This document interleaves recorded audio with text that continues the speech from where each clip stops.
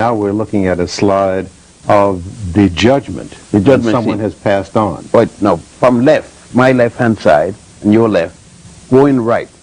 There is Annie, that figure right there. On the left? On the left, extreme left. And Annie is coming towards the judgment scene. That is the scale there, and the right between Annie and the next figure, there's a heart, you see there. That is symbolically the heart of the person. In other words, the kneeling figure squats between the person's heart and a feather. The heart is in front of him to the left.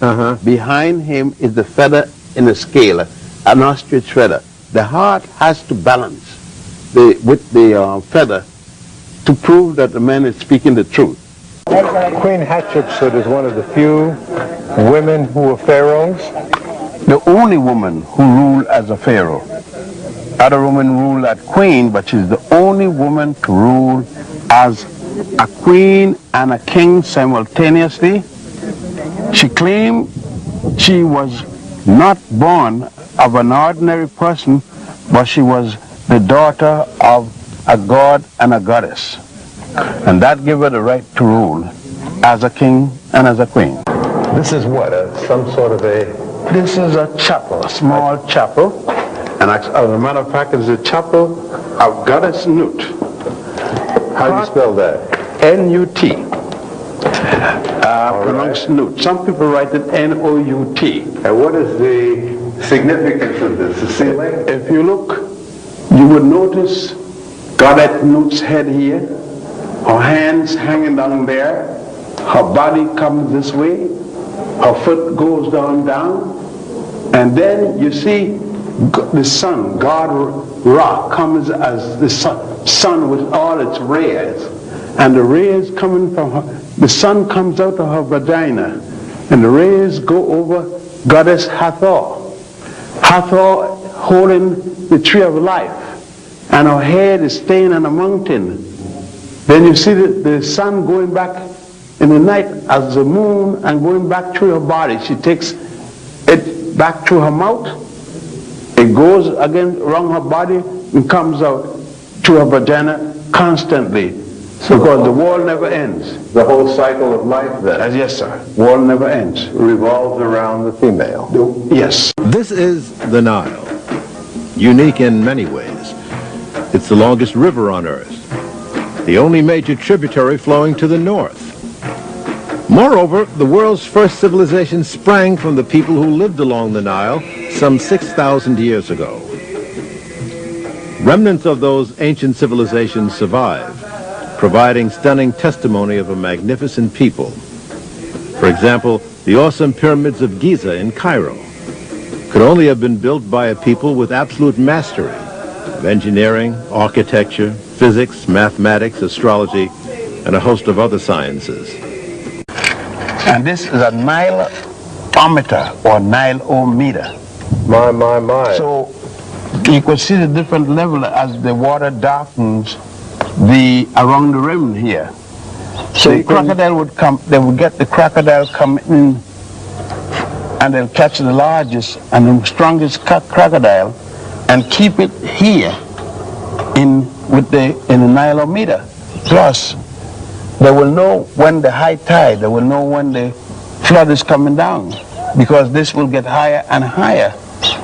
And since the rains come in Ethiopia and Uganda around July and August, by September it would come, but they would see it when it's coming because, in advance? Because the water would rise. Oh, this was sort of forecast. Right, and they would also be able to tell the taxes, the taxation based upon the height of the water. Now these are awesome obelisks. Yes? Which is a Greek name, is it not? Yes, it means a needle-like pyramid. In fact, you notice on the top, shapes like a pyramid. And that used to be colored coated with silver and gold. Really? Yes, they call it electron. What does the shape of the obelisk represent? It represents a tapered penis. Frankly, it goes back to the story of Isis, using the Greek name. Aset would be the Egyptian name. Put in erecting a symbol of her husband's penis, because her husband, Asar, or otherwise called Osiris, was murdered by his brother, Set-Typhon. It was also Aset's brother. That's that story we saw on the wall. Right. With the hippopotamus. Right. And when he was murdered and cut up into 14 pieces, she went and find the pieces symbolically around the world, but could not find one piece, the penis, because his brother had thrown that piece in the Nile, and the Nile catfish ate it. So she had them built or cut an obelisk to remind those who had persecuted and murdered him of his penis, so that whenever they go, they'll always have to see his penis. Every member of the United States, original Congress, and members of the cabinet of the United States, the first cabinet, was a Mason except one man, Benjamin Franklin, because he was a Quaker. What does that have to do with what we're talking about? The symbols they used for setting up the United States was based upon the Masonic order, which they copied from here, the 22 tablets that were stolen from here by England. They used those tablets and used... And is the pyramid included in some, yes. the obelisk? The pyramid and the money, like you said. And the obelisk? The obelisk, the ever-seen eye, which they call some funny name for it. The pyramid, the sunburst, is symbolic of God, Amun-Ra and Ra. That is Ma'at at the Supreme Court building with a scale, only that the scale in Ma'at is level. The scale in the United States up and down. The Pharaoh was a representative of God for the people. The people contact with their God was through the Pharaoh. A bad Pharaoh, God looked upon the people as being responsible for him. Well, how did one become a pharaoh? From birthright or from revolution. Overthrowing the current Pharaoh, or you gain it by birthright, or you are a commoner and you marry the daughter of a Pharaoh who has legal rights.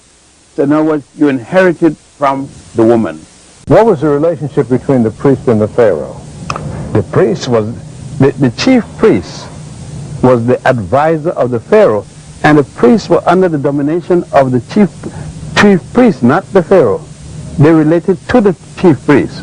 So these priests had a lot of power. Yeah, they were the people of knowledge. They advised the aristocrat or the pharaonic system. They were the head of the educational system, which the Greeks call the mystery system. You got to consider we're talking about 2800 BC. This man called Imhotep, or for short, Imhotep. He didn't want his pharaoh to be buried like other pharaohs. Are all temples, including this one, basically the same in structure, that there's an ante-chamber and it goes back until you get to the Holy of Holies? Basically, they start out with a people's court, open, and then if it's a large temple, it will be other courts with different pylons, or that would be a pylon. There will be inner pylons. Now, after that, there will be a hypostyle hall of column, or what I always call a pillared hall. After that, there will be an ante-chamber, which would be prior to the Holy of Holies. Which is always at the end. Generally, the Holy of Holies is the last room to the east. Most of the worship temples are on the east bank. Most of the funerary temples are on the west bank. And the reason for that is Ra rises, God, Ra rises in the morning and comes up in the east. In the night, Ra goes to the next world, go to sleep, and go down in the west.